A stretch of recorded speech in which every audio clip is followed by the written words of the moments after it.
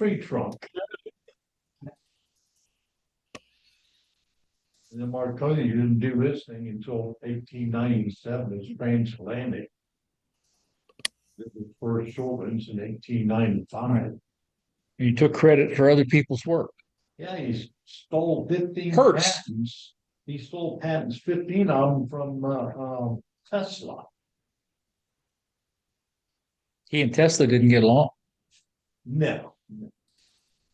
Okay, well, there's nobody out there driving a Marconi today, so. Yeah, Marconi radio is out of business, I guess, right? All right, modulation and demodulation. I'm going to need help with one of these between you two guys. I don't know anything, but Between modulation index and deviation ratio. It's hard to explain the difference. All right, FM modulation.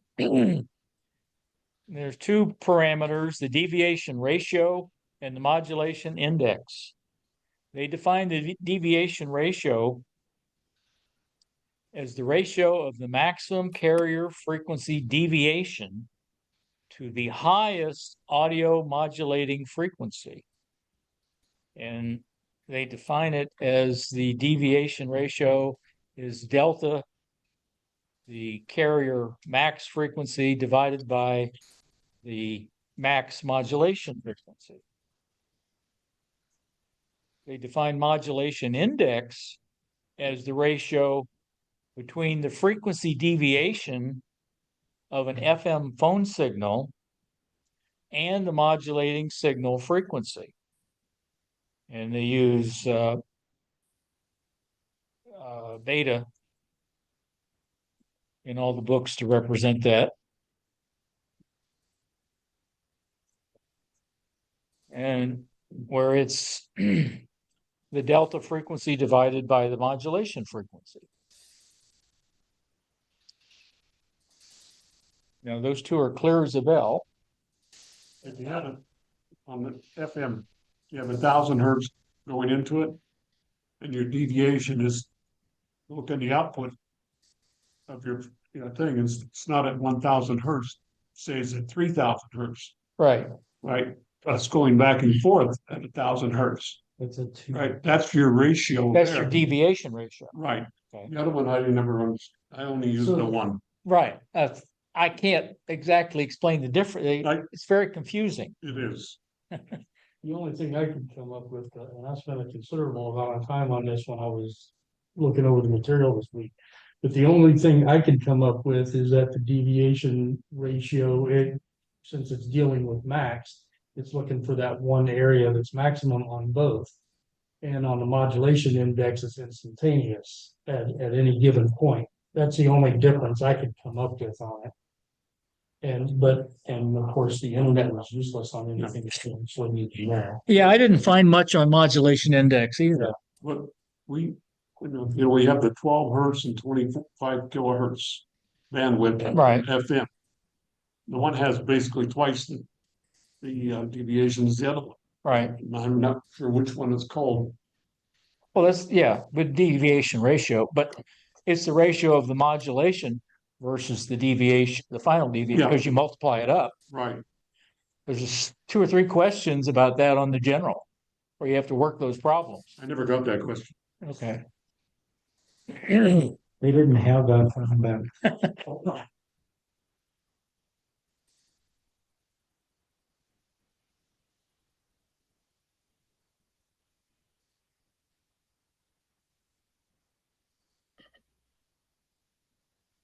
there you go. All right. So what is deviation ratio?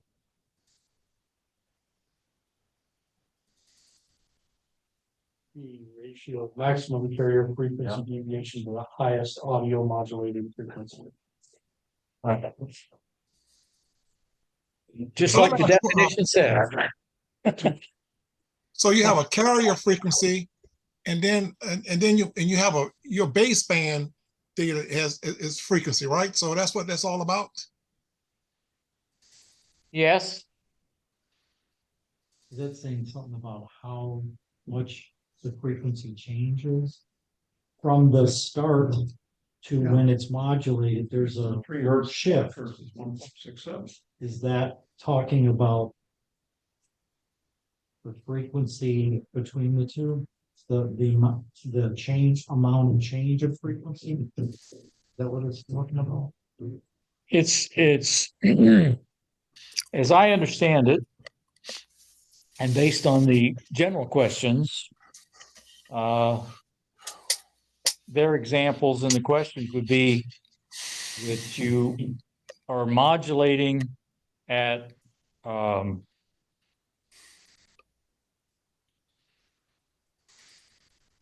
3 kilohertz, let's say, of a 9 megahertz carrier signal. That gets multiplied up to 2 meters. Okay, so you're multiplying it up by whatever to get to 145 megahertz point something.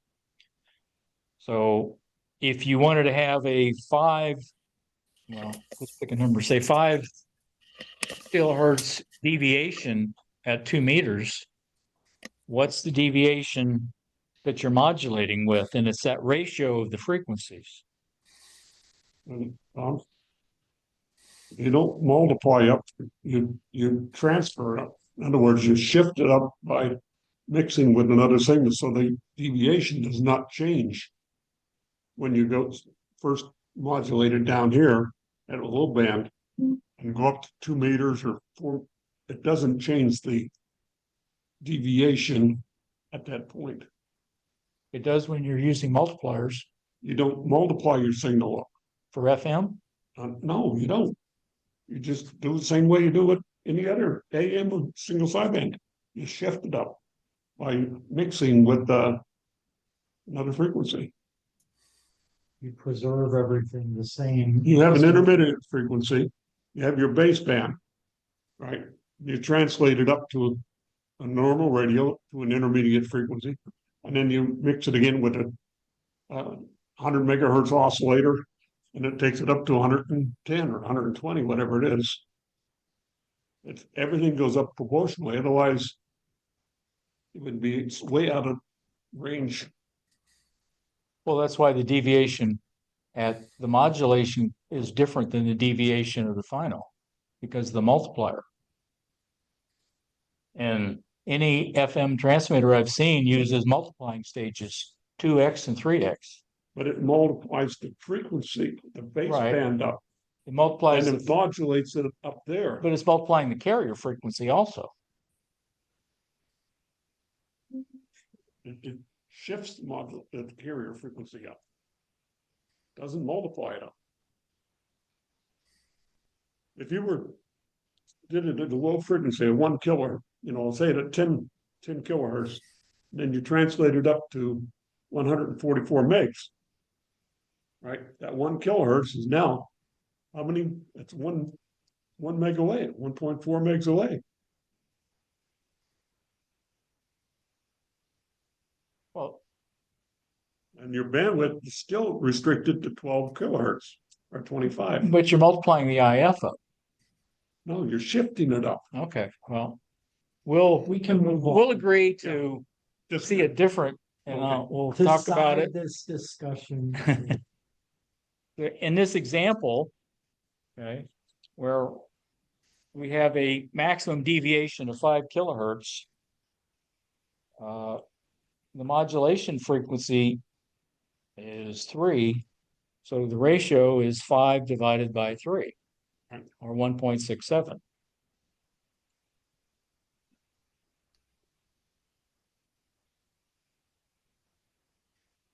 So in this one, we have kind of the same numbers, plus or minus 5 kilohertz, and when the modulation frequency is 3 kilohertz. I think I would have to go with delta. Think you'd have to go with delta? Kind of looks like the previous It looks like exactly what I wrote down. What's the deviation ratio when the maximum frequency swing is plus or minus 7.5, when the maximum modulation is 3.5? I'm gonna guess it's around 2. Yep. Okay. Now the one, I don't know that anybody understands this. The modulation index. So we've got a phone signal having a maximum frequency deviation of 3 kilohertz on either side of the carrier, when the modulating frequency is 1 kilohertz.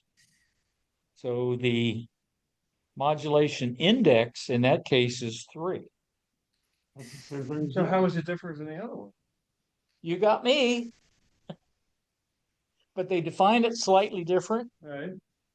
But in all the examples, you kind of work it the same way, come out with the same answer. So I'm confused. It's still maximum. It's still the max deviation divided by the max modulation, so. So there is a question. Right. So what's the modulation index of an FM signal?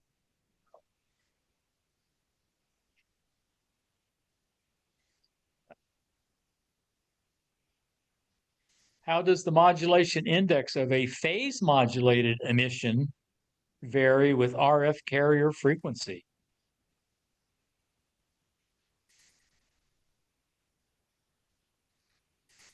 It's a ratio, so it shouldn't depend on it. Yeah, it's phase modulated, not frequency. So you don't change the frequency when you phase modulate, at least in theory.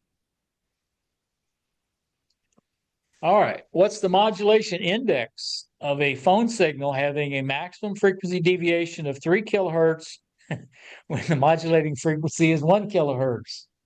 That sounds familiar. So familiar. Crazy. Yeah. Okay, so we've changed the 6 kilohertz and 2 kilohertz. Wow, Right. Right. they thought they'd fool us. Multiplexing, you can have frequency domain, frequency division multiplexing, and time division multiplexing. Cable TV is an example of frequency division multiplexing, where each one of the channels is a different frequency band on the cable. You need to increase your bandwidth as you take, Takes a lot of bandwidth. as you take on more. Yeah. Where time division multiplexing is alternating between time slots in the transmission. So you have a period of time as time slot 1, followed by time slot 2, maybe 3 or 4, depends. In something like This is Motorola and ICOM. And what, Yaesu and no, even that? not ICOM. DMR does time division. They have slot 1 and slot 2. With the time division, you represent the signals by increasing the output frequency. Well, no, remember, we're sending digital information. I know, but you sample one and the other, and you double your speed for 2, and you represent both of them on the out. Is that Not sure I understand. Basically, you're sending a sample of one, sample of the other, sample of the first one, sample of the second one, and you're just alternating when it's 2. Can be more. right?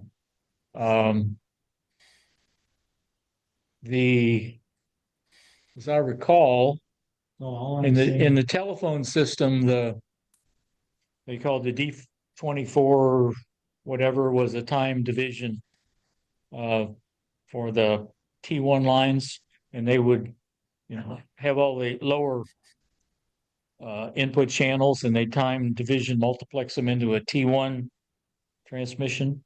So it was just like 24 time slots.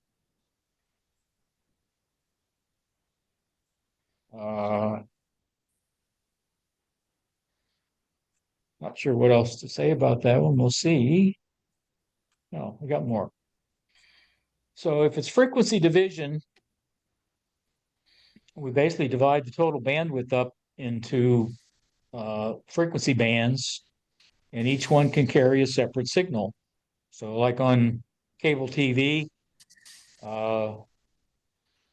forgot what frequencies, but they translate from channel 2 up to channel, what would they go up to? 68, Something, 70, something like that. 70. It covers about 500 megahertz, I think, for the broadband cable. Apparently they also do it for microwave links, which are frequency division multiplications. I don't know how to turn on Do Not Disturb. Or if there is one. Close Outlook. Turn off notifications on it. I'll show you after class. Okay. So I was just curious, do you know what the band on a cable TV, do you know what the bandwidth would be for a video, each video circuit? I mean, for each video, the video on top of that, those frequencies. In other words, the Bandwidth. that's fast scan TV. What is it? Is it 6 or more? Regular TV used to be, I think, 5 megahertz. But that's analog, right? Yeah, the analog. Yeah. Digital. And now with the digital, it's wider per channel, but it can put, 4K out there. Right. Yeah. I don't Answer your question, I don't know.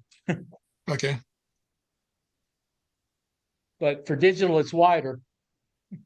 Pretty sure. Because the It's information is. you have a lot more information. You can put 4 analog signals on a time slot that used to take up regular NSTC, it's called.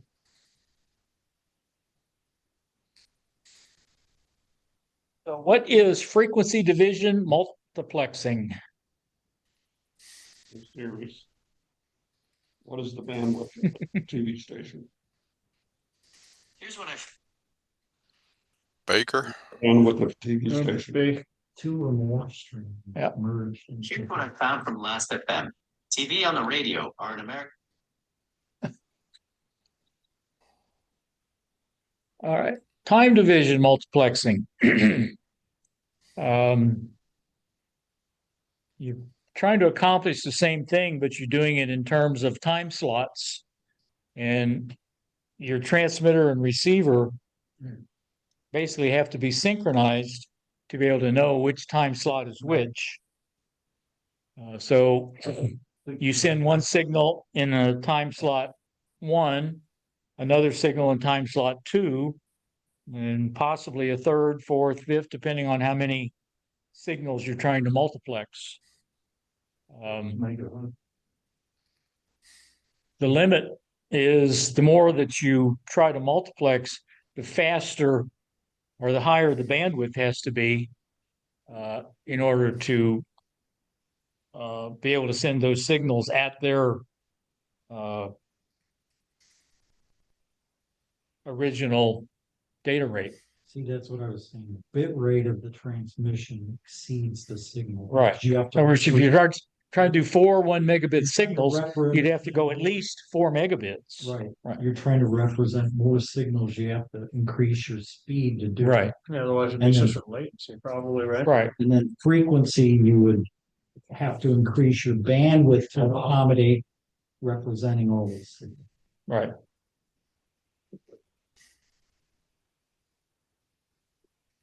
So what is digital time division multiplexing? Problem. Discrete time slots. And like Vira mentioned, DMR has 2 time slots. I don't totally understand what the real advantage is, but that's one of the things they claim is great about DMR. Yeah, But I haven't seen the advantage. Yeah, somehow I thought these store had time slots too. No, Are you using the other time slot to know the advantage though? Maybe you're not witnessing that time slot. well, I don't know what's transmitted in the second time. Can't, you mean? At least, of course, I've only done it with a hotspot. Okay, which is simplex. So that may be why you can't make use of the second time slot, because you're fixed to time slot one. But, and we don't have a DMR repeater, a real one close that I'm aware of, do we? I Yeah, thought see we that had one one in, K4 DJN Where's it? 444.5. No, physically. According to repeater book, it's between, it's over there near the water tower somewhere. In According to Cocoa? Repeater book. Yeah, Broadcast court? no. By the water tower between, it's between 520 and Dixon, or 520 and Michigan. That's And then Broadcast Court. between US one, Broadcast no, Court. broadcast ports over here in Cocoa, right? yeah. Yeah, That's That's where the water tower is. Oh, I thought broadcast court was up there off of Clear Lake. It is. Oh, okay. It's off of Clear Lake between Dixon and 520. Yeah, repeater book on their map shows the K4 DJN to be between US one and the river, and then north of 520 and south of Michigan. Okay, I'll have to check it out. It's, yeah, I think it's 444.575. Yeah. Because I never found one close enough, just like there's none close enough for D-Star. Yeah, I've got my DMR. Yeah, there's nothing for D-Star in the Yeah, county. I think Joe's on DMR all the time. Who is Joe? Let's see, W0WD. He's up north now, but does lead sats. No launch information during launches. Oh, okay. And he uses D-Star? DMR. DMR, okay. Okay, orthogonal frequency division multiplexing. And we thought there was only two.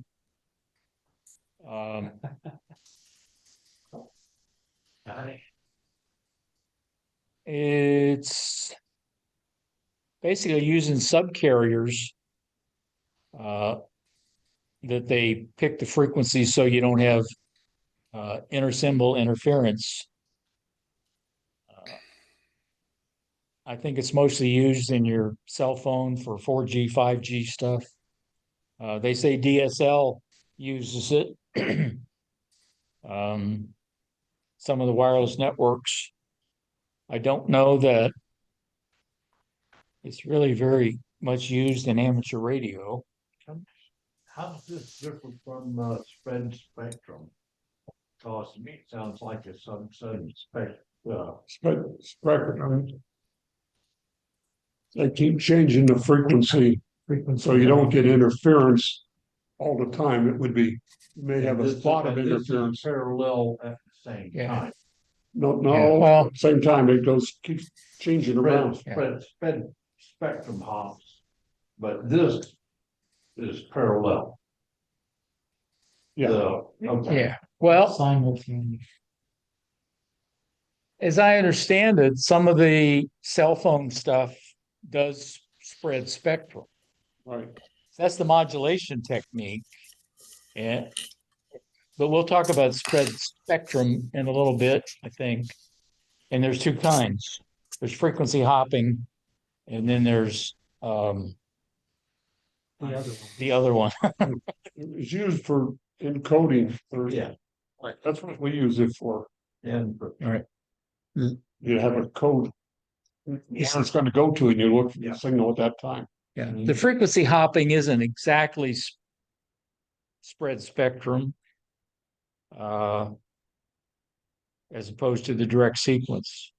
Because what they do on that one is they have a pattern or a group of up to 22 patterns that they can use to modulate your signal. So it's 11 bits for every one symbol. So it's a much wider spectrum. That's where the spread spectrum comes from, because you're basically sending it 11 times the rate with a varying pattern. Whereas frequency hopping, you have a series of frequency patterns that you transmit on. So there's a little difference between them. And I don't know who uses what. But I think cell phones might use frequency hopping. Okay, so we use orthogonal for high-speed digital modes. So they claim. What describes orthogonal frequency division multiplexing? Some carriers. Simple interference too. Right. Delta. Very good. That was a quick one. Stop recording.